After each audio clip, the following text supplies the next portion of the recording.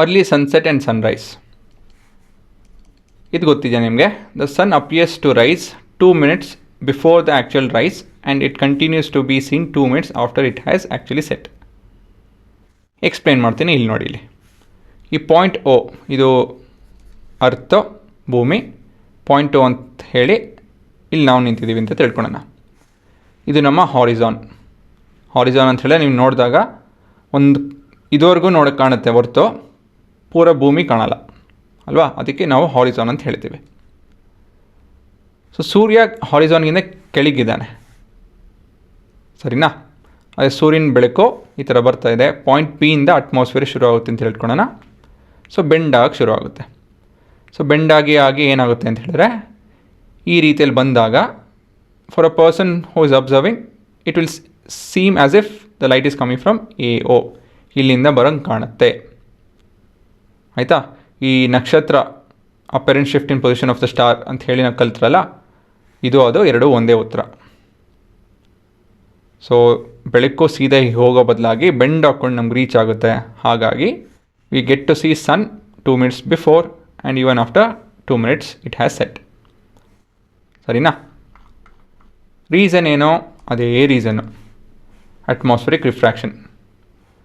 So detail version ಏನೋ, we do not see the sun or the star in the true position except when it's directly overhead. ಈ directly overhead ಅಂತ ಹೇಳಿದ್ರೆ ಇದನ್ನು ಹೇಳ್ಬಿಡ್ತೀನಿ ಒಂದು ಸತಿ.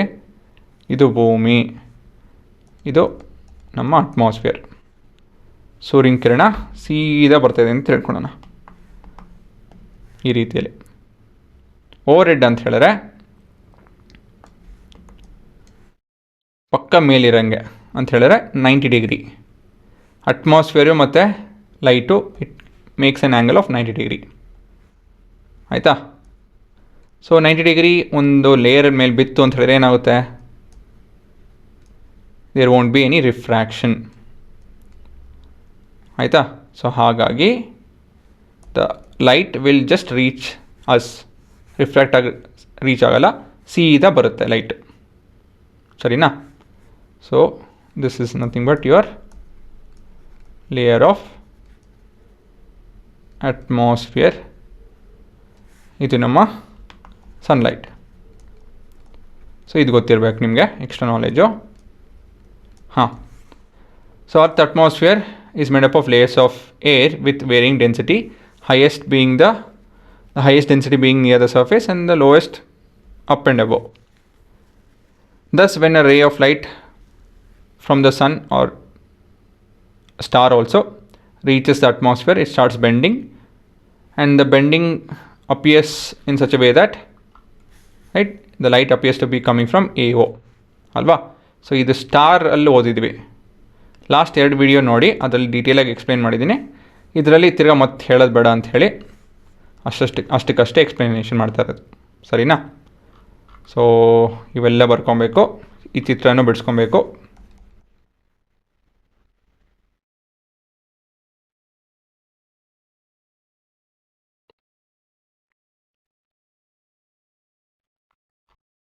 Reason ಎಲ್ಲ ಬರ್ಕೊಂಡು ಈ ಕೇಸು ಬರ್ಕೊಂಬಿಡಿ.